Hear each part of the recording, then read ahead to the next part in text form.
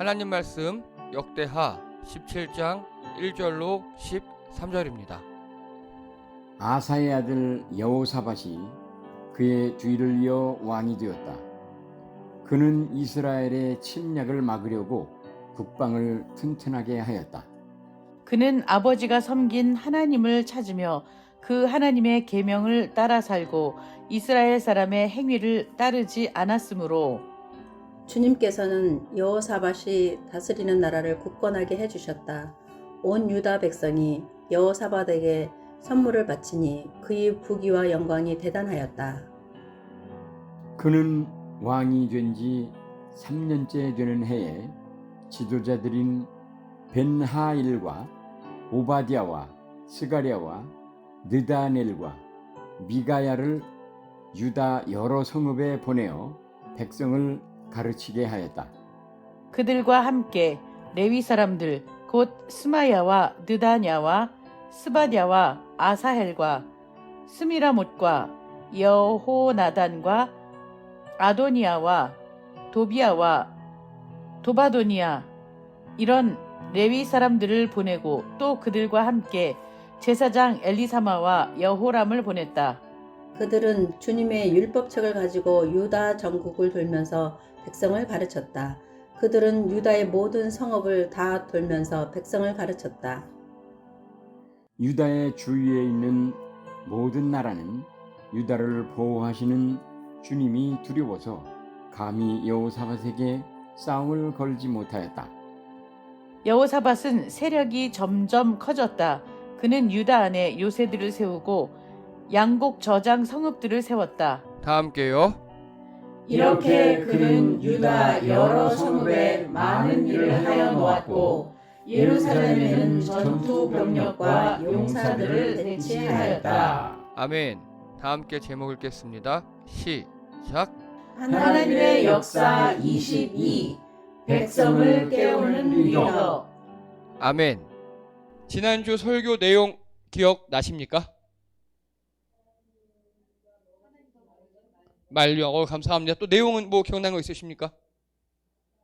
아사왕. 네, 감사합니다. 자, 역대기 장소 어디서 썼다고요? 네? 예, 돌아와서 유다 땅. 이게 중요합니다. 그리고 주제는 다 함께 읽겠습니다. 시작. 약속을 지키시는 하나님. 아멘. 감사합니다. 이거 몇 주간 안 하다 왜 했냐면요. 이번 주에 또 본문과 많이 연관이 있거든요. 자, 지난주에요. 아사왕이 이제 지지난주에 아사왕이 잘 지내다가 또 전쟁이 났다 그랬습니다. 근데 평화 때 이번엔 전쟁을 예비 안 했습니다. 그러다가 이제 외교력으로 강대국 의지하고 하나님 의지 안 하다가 선견자를 보내서 책망합니다. 그러면 안 된다. 그랬더니 너 구속 괘씸죄. 선견자를 구속해 버렸습니다. 아사왕이. 그리고요. 병 나고도 하나님을 따르지 않아요. 결국 하나님께서 데려가셨습니다. 그래서 보면요. 하나님과 좋은 관계 35년, 그리고 하나님과 좋지 않은 관계 6년. 이게 아사왕이었다고 말씀드렸습니다. 그리고 평화 때 전쟁 예비했죠. 근데 여기 안 합니다. 그리고 이때 하나님께서 1차 경고를 준 거예요.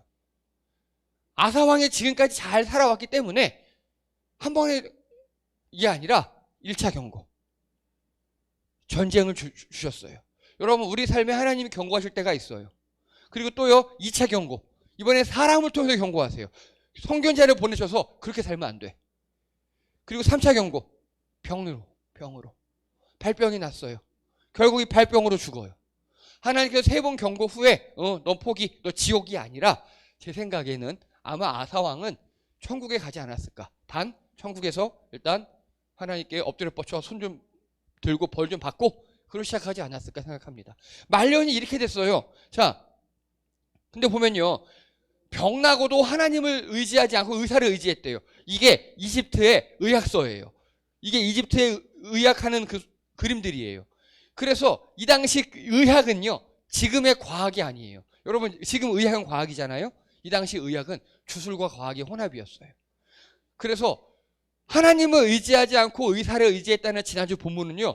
하나님을 의지하지 않고 주술을 의지했다라고 봐도 무방합니다. 굉장히 심각한 거였어요. 그래서 하나님께서 넌 안 되겠다 하고 데려가 버리셨어요. 자, 여러분, 하나님의 경고에 귀를 기울이신 여러분 되시기 바랍니다. 우리가 살다 보면요, 괜히 막힐 때가 있고요. 그리고 하나님께서 여러 사람들에게 입술에 뭐 잔소리 비슷하게 들려올 때가 있어요. 그때 귀를 여셔야 합니다. 그런데 이게 쉽지 않아요.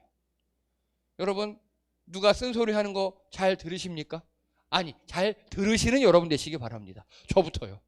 네. 우리 다 그렇잖아요. 귀에 달달한 말만 듣잖아요. 그렇죠? 근데 귀에 달달한 말은 주로 누가 한다고요? 예, 사탄. 우리 현대 언어로 하면요, 사기꾼, 제비, 이런 사람들이 합니다. 특히 여기 계시는 40대 이상의 여성분들, 여러분 절대 이쁘지 않으세요. 근데 누가 와서 막 예뻐요 막 그러잖아요. 다 사기예요. 예, 다 예뻐요, 너무 아름다우세요, 다 사기예요. 그 다음에 분명 계좌번호 부를 거예요 이제. 예. 어쨌든요, 하나님의 경고에 귀를 기울일 줄 알아야 합니다. 다윗은 이걸 정말 잘했어요. 그런데 아사왕은 그게 안 됐어요. 자, 그래서 우리가 하는 일, 그리고 사람으로 건강으로 하나님께서 경고를 주실 때가 있어요. 그때 귀 기울이시고, 하나님, 제가 잘못했어요. 그럼 하나님께서 우리 죽이게 하겠습니까? 돌이키시는 여러분 되시기 바랍니다. 관계를 회복하시는 여러분 되시기 바랍니다. 자, 그리고요, 이 6년 있죠, 이 6년. 이 6년은요, 아사왕이 늙은 시기예요. 자, 늙기 전에 죽어야 합니다. 기억나십니까? 이 앞에 뭐가 붙었는지? 예, 영적으로 늙기 전에 사회적으로 죽어야 해요. 그게 무슨 말씀이냐? 이 아사왕의 말년 6년은요, 영적으로 하나님과 굉장히 멀어진 시기였어요. 경고도 모르고, 선지자가 와도 그렇고, 주술 따르고, 하나님과 완전 멀어진 시기였어요. 근데 여러분 살다 보면 하나님과 멀어질 때 있죠. 예, 그럴 때 있어요. 우리 인생은요. 회복하면 돼요. 근데 특히 이렇게 말년에 여러분, 말년이면요, 아사왕 말년이면요, 누가 아사왕을 건드리겠습니까? 그리고 아사왕은 초년에 워낙 국방도 튼튼히 해놓고 잘 다스렸기 때문에 누가 뭘 할 사람이 없어요. 저는요, 흔히 이야기하는 문제가 많은 큰 교회들 있죠. 그 중에서 그분 좀 이상한 목사님 중에서 젊은 시절에 정말 깨어있고 사랑 많던 그 목사님들이 기억하는 경우가 있어요. 그런데 말년이 되니까 변하시는 거예요. 여러분, 영적으로 깨어서 우리 육체는 점점 하늘나라 가까워질 때가 되어가도 우리 성도님들의 영혼은 늘 깨어서 영혼만큼은 청춘이신 여러분 되시기 바랍니다. 아사왕이 그게 안 된 거예요. 영혼이 늙어버린 거예요. 영혼이. 그래서 하나님, 몰라, 나 샤샤 이런 거예요. 그럴 수도 있어요. 그러면요, 사회적으로 죽어야 돼요. 차라리 왕을 내려놓으면 괜찮아요. 왕 내려놓고 혼자 시골 가서 뭐 저러든 말든, 그러면 다른 사람에게 영향을 끼치지 않겠죠. 내 개인적으로 영이 늙어버리는 것도 문제지만요, 말년에 그래서 사회적으로 악영향을 끼치는 것도 문제입니다. 그래서 우리 기독교가 얼마나 많이 욕을 먹습니까? 여러분, 그래서 둘 중에 하나입니다. 우리가 하나님께 우리 영이 돌이키든지 아니면 물러나든지. 제가 그래서 한 63, 4세에 물러나려고요. 저도 어떻게 장담합니까? 꼰대가 될지. 15, 16년 후에 저도 꼰대가 될지 어떻게 합니까? 나 때는 말이야 뭐 이러면서 어떻게 합니까? 저도. 자, 여기까지가 지난주 이야기였습니다. 자, 1절 읽겠습니다. 시작. 아사의 아들 여호사밧이 그의 뒤를 이어 왕이 되었다. 그는 이스라엘의 침략을 막으려고 국방을 튼튼하게 하였다. 아멘. 자, 국방을 튼튼하게 했대요. 좋아요. 아주 좋아요. 그리고 그 밑에 쭉 보면요, 잘한 일들이 나옵니다. 제가 요약해 왔습니다. 아버지가 섬긴 하나님을 찾았대요. 즉, 아사왕이 35년간은 잘 했잖아요. 35년간. 근데 왕위에 즉위할 때 연도 계산해 보니까 아사왕이 왕이 될 때 여호사밧은 이미 태어나 있었더라고요, 보니까. 그러니까 35년간 아빠가 하나님 잘 믿고 잘 다스리는 걸 보고 자란 거예요, 어린 시절에. 그래서 아버지가 섬긴 하나님을 찾았어요. 잘한 거예요. 잘한 일이에요. 매우 잘한 일이에요. 그리고요, 하나님의 계명을 따라 살아갔어요. 굿. 이스라엘 사람들의 행위를 따르지 않았어요. 북이스라엘 사람들. 그래서 주님께서는 이 아사왕의 나라를 여호사밧의 나라를 굳건하게 해주셨습니다. 그런데 여기서 중요한 거예요. 자, 여호사밧이 봤던 아사왕, 자기 아빠의 모습은 35년간은 하나님 잘 믿고 백성 잘 다스리고 오죽하면 하나님이 선견자를 보내서 칭찬까지 하는 그런 아사왕이었어요. 근데 마지막 6년은요. 백성들 탄압하고 오죽하면 하나님이 보내신 선견자를 핍박까지 하는 그런 극과 극의 삶을 살았습니다.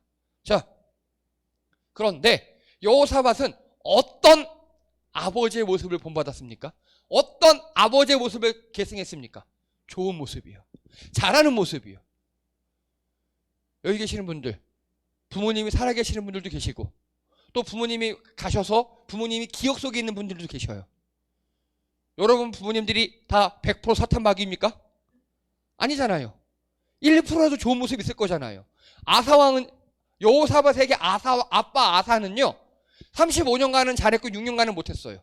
그런데 못된 자식들은 꼭 마지막 6년 그걸 닮아가는 못된 새끼들도 있다니까요. 그렇죠? 있어요. 청개구리처럼. 여러분 어떠십니까?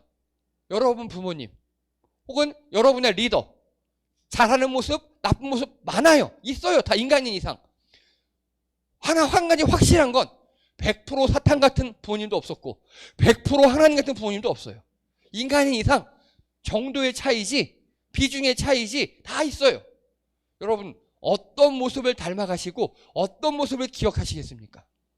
여러분 부모님의 나쁜 모습, 나를 팼던 모습, 맨날 술 먹고 이상한 것 같은 모습 그런 것만 기억하시면서 나도 모르게 닮아가시겠습니까?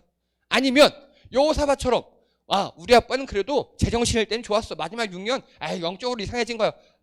노망난 거지 뭐. 아빠 빨리 에이, 그래 이해할게. 이렇게 오히려 부모가 타락했을 때 그 부모를 이해하며 섬기고 좋았을 때 모습을 기억하며 계승하시겠습니까? 그건 이제 남겨진 우리 자녀들의 몫이에요. 남겨진 우리 자녀들의 몫이에요. 선택하십시오. 그게 여러분의 미래와 또 결론 보세요. 주님께서는 그의 나라를 굳건하게 세워주심. 하나님과의 관계를 좌지우지합니다. 또요. 부모님들 아사왕 보세요. 35대 6이에요. 35대 6. 예. 100분율을 제가 계산해 보니까 아들에게 그래도 한 85% 이상은 좋은 거 보여줬어요. 15% 나쁜 거 보여줬고요. 어떻게 하시겠습니까? 여러분 자녀에게 여러분은 어떤 모습을 보여주시겠습니까? 여러분 부모님들 한 가지 꿀팁을 드립니다. 거룩한 유선을 피우시기 바랍니다. 최소한 나쁜 일이 다 있잖아요. 나쁜 모습들 우리들 애들 앞에서 하지 마세요. 아닌 척 하세요. 아닌 척. 거룩한 유선이 필요합니다. 그래서 자녀들은 우리 부모님은 훌륭했지라고 기억될 수 있도록. 그게 자녀들의 미래입니다. 뭐 솔직하다시고 자녀들에게 도박하는 거 마약하는 거 다 같이 하지 마시고 물론 이렇게 나쁜 거 예를 든 거예요. 같이 하지 마시고 거룩한 유선으로 선한 걸 물려주시는 여러분 되시기 바랍니다.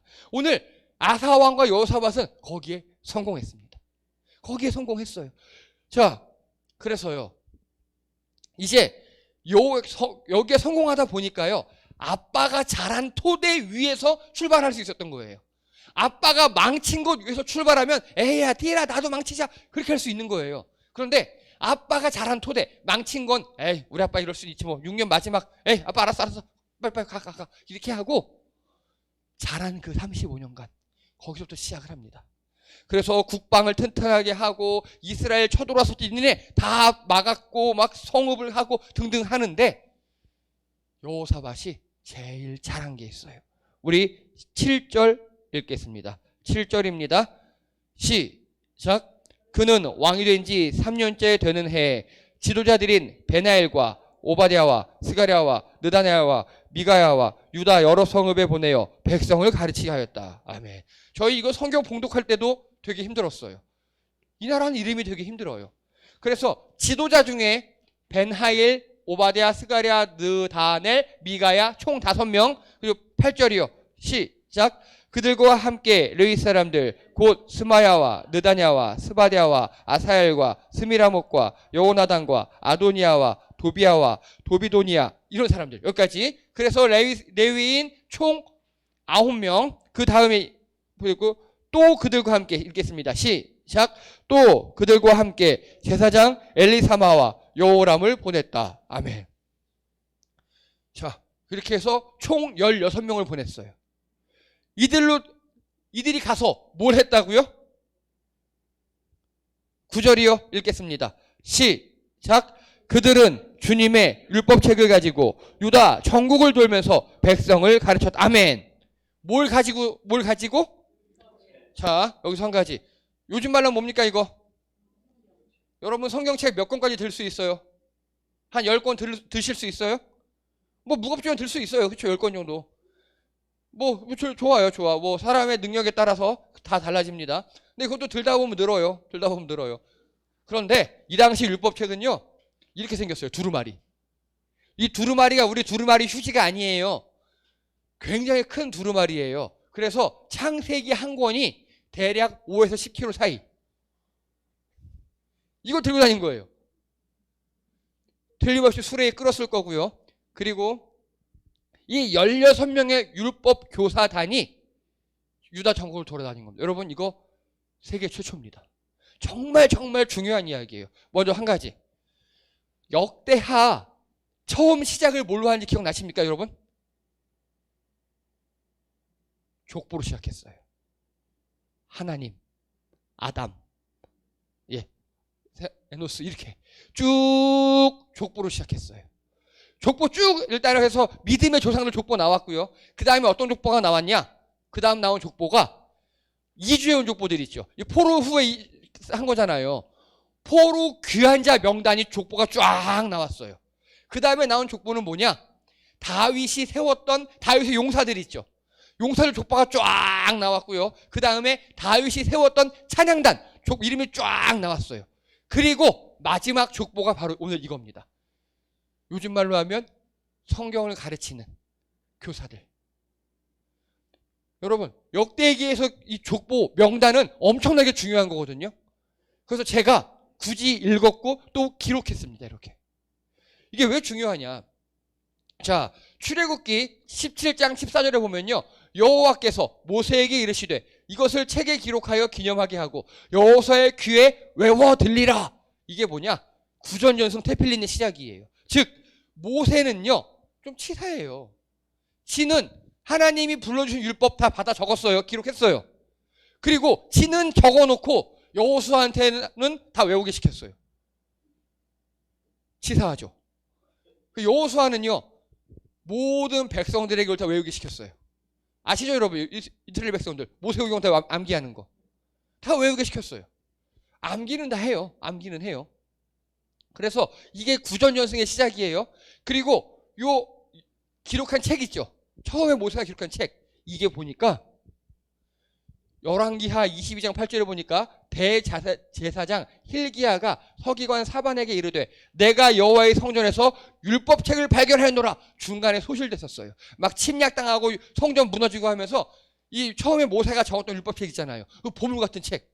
전체 이스라엘에 극소수나마 있는 그거를 잊어버렸던 것 같아요. 근데 일부를 누가 도망가면서 성전 구석에다 처박아놓고 도망갔던 것 같아요. 그거를 모세 이후로 거의 1500년 지나서 찾아내요. 두루마리 성경은 극소수예요. 극소수. 나머지 다 암기로 하는 거 일반 백성들은. 이게 어느 정도 심했냐면은 여러분 중세시대 있죠. 이 이후로 약 3000년 지난 중세시대. 중세시대 종교개혁자 기억나는 사람 누구 있습니까? 루터도요. 우리말로 하면 목사 안수를 받고 비로소 신구약 전체를 다 읽었어요. 그때도 성경이 이렇게 귀했어요. 루터 이후에 그래서 루터가 제일 처음에 한 게 뭡니까? 종교개혁하면서 감사합니다. 여러분 아주 교육 상태 양호하십니다. 번역부터 했어요. 독일어로 번역했어요.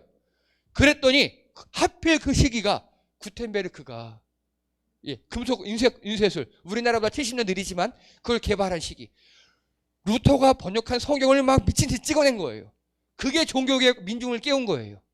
지금요 이 여호사밧 왕은요 그걸 하고 있는 거예요. 지금 백성들이 다 외우고는 있어요. 대충 암기는 해요. 근데 그게 뭐 그거로 있어요. 그런데 이거를 직접 실물 성경을 갖다 보여주면서 하나하나 가르치고 있는 겁니다. 그래서 그들은 주님의 율법책을 가지고 유다 전국을 돌면서 백성을 가르쳤다. 그래서 이때 백성들이 배웠죠. 백성들이 배워서 그 다음에 어떻게 됐느냐.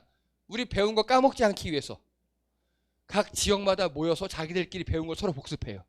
그걸 두 글자로 뭐라고 하는지 아십니까? 회당이라고 합니다. 회당. 회당 들어보셨죠? 예수님도 나중에 회당에 들어가 성경 읽고 막 가르치고 논하고 그랬잖아요. 그게 바로 회당이에요. 그 회당이 우리 교회가 된 거예요, 지금. 우리 교회는 회당 전통을 따르고 있거든요. 이 여호사밧이 시작한 겁니다. 이게 얼마나 대단한 일이냐면요. 자, 여러분, 똑같은 본문을 가지고도 목사에 따라 설교 다르게 할 수 있죠. 그리고 똑같은 본문을 내가 읽더라도 내 상태에 따라 느낌이 다를 때가 있죠. 예. 그럴 수 있어요. 다양성은 좋아요. 하지만 성경의 원래 의도가 있을 거잖아요. 우리 시도 그렇잖아요. 시나 소설 같은 경우도 작가가 원래 했던 집필 의도가 있을 거잖아요. 하지만 내가 받아들이고 내 마음이고 성경의 집필 의도, 옛날 우리 느낌으로 하면 동화전과 같은 그런 느낌, 그런 거를 지금 백성들이 가르치는 거예요. 그래, 너희가 시편 23편 이렇게 좋지? 거봐, 여호와 나의 목소리 얼마나 좋아. 좋은데 그렇게 해석해도 돼. 하지만 여기서 하나님의 의도는 이거야 라고 성경의 중심 핵심을 가르치는 것, 이들이 한 겁니다. 여기서부터 이제 랍비들이 생겨났어요. 굉장한 겁니다. 이 당시 이 전까지만 해도요, 성경을 배운다, 가르친다는 개념이 없었어요. 왜냐? 성경은 다 내 머릿속에 있으니까. 그리고 있는데 내 멋대로 살아요. 즉 아는 것과 삶이 분리되어 있어요. 그걸 지금 봉합하는 작업을 하는 거예요. 그렇게 살면 안 된다. 그렇게 하면 안 된다. 이렇게 해야 한다. 그리고 너희들 모여서 서로 나누고 서로 그 한 주간 어떻게 살았는지 간증하고 묵상하고 얘기해라. 이게 회당입니다. 이게 회당이에요. 그래서 회당에서는요, 가르치는 자가 없어요. 회당을 관리할, 건물이니까 관리하는 자는 있어요. 건물을 관리할 회당장. 하지만 가르치는 자는 없어요. 돌아가면서 가르쳐요. 돌아가면서. 자, 이걸 여호사밧이 한 겁니다. 유대의 랍비 전통을 만들어냈고 회당 전통의 시작이 됐고 지금 우리 교회에 이 모습을 만든 게 여호사밧 왕이에요. 자, 그래서 이거를 들은 백성들은 어떻게 됐겠습니까? 쇼킹했겠죠. 내 머릿속에 지금까지 암기는 했는데 이게 이 뜻이었구나. 아, 내가 이렇게 살아야 되는 거였구나. 아, 그래서 옛날에 아사 선왕이 그렇게 잘 됐었구나. 아, 여호사밧 왕이 우리 이렇게 가르치는 거구나. 백성들을 영적으로 여호사밧 왕이 깨우기 시작한 겁니다. 이게 대단한 거예요, 이게. 지금까지 영적으로 각성한 왕들은 많이 있었어요. 왕들은. 아사 왕도 그랬고, 솔로몬도 한땐 그랬고, 다윗도 그랬고, 사울 왕도 처음엔 그랬고. 그런데 백성들을 이렇게 깨우는 리더는 없었어요.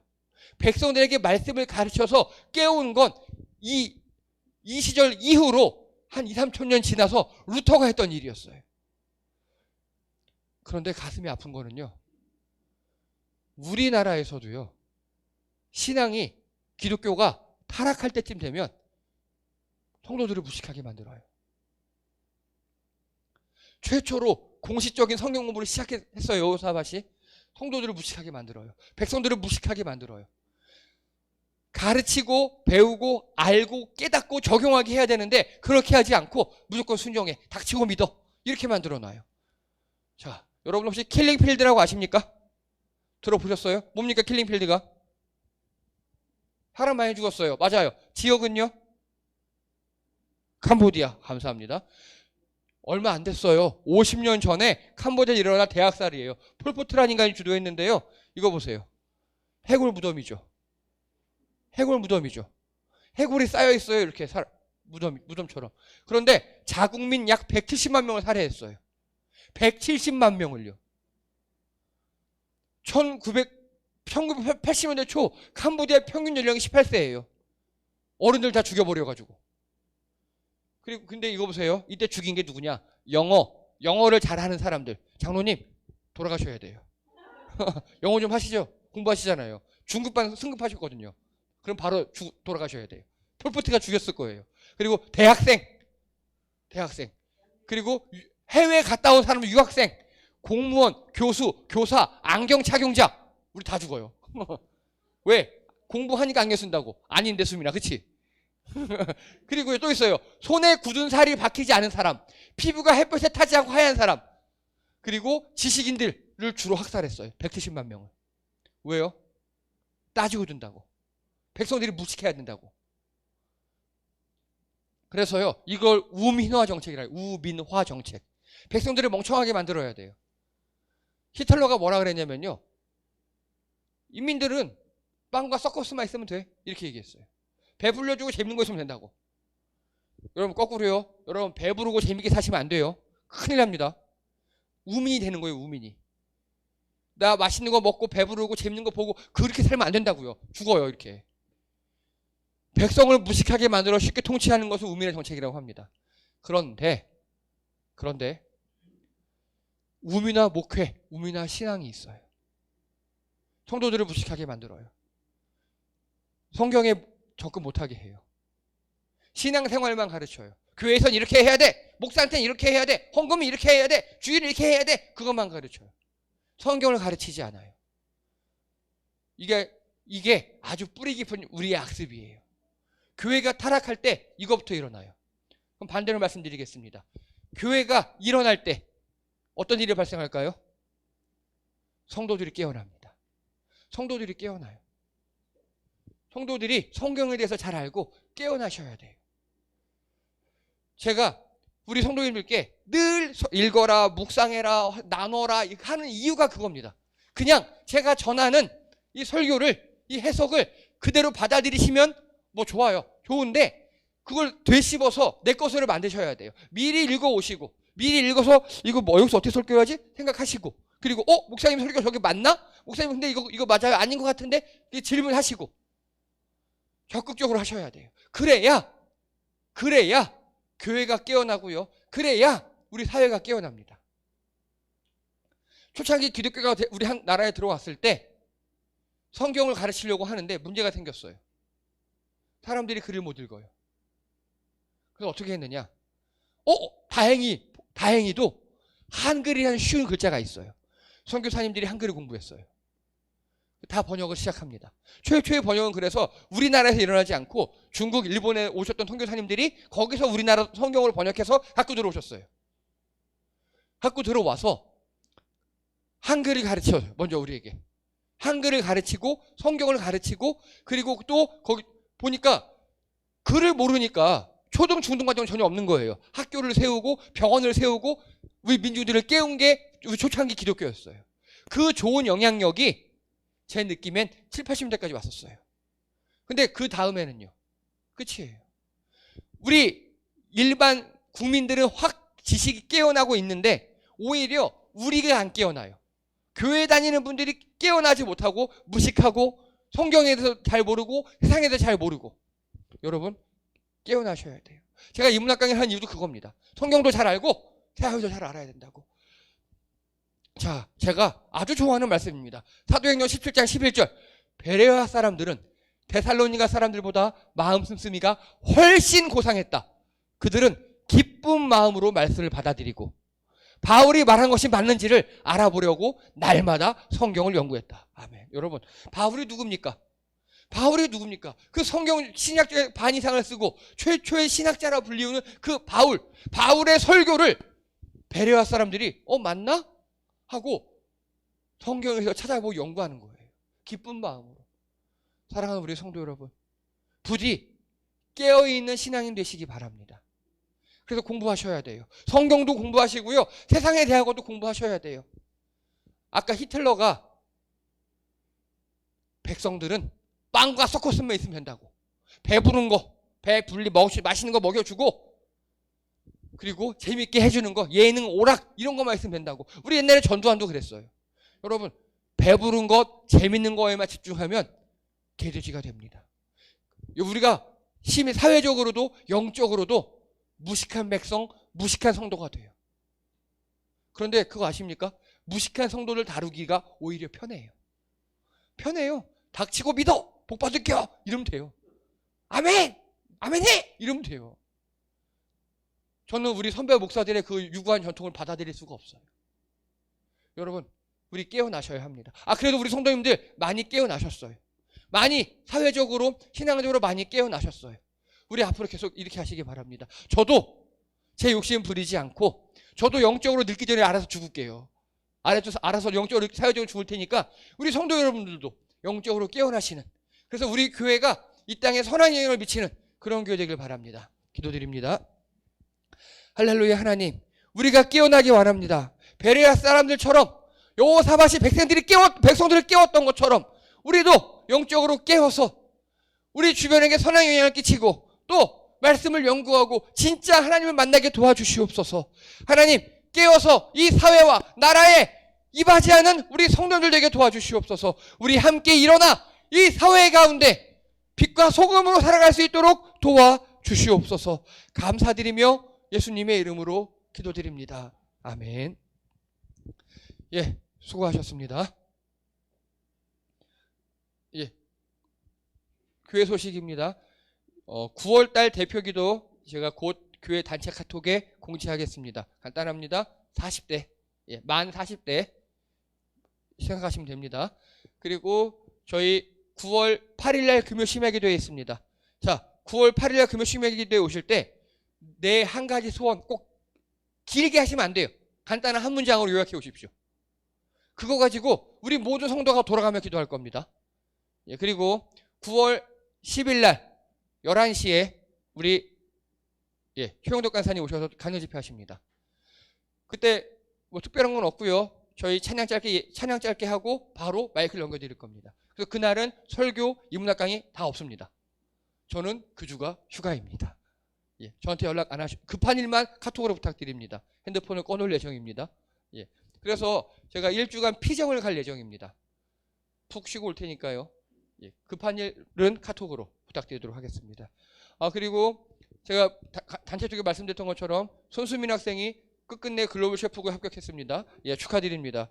그래서 집에서 지금 집 나갈 짐 다 싸놨습니다. 오늘 기숙사 들어가요 이제. 그래도 어차피 주말마다 나와요. 네. 자, 예, 이상입니다. 점심 다 드시고 가시죠. 점심 드시고 가시죠. 그래서 오늘 점심은 저희 가정에서 합격기념 턱을 쏘도록 하겠습니다.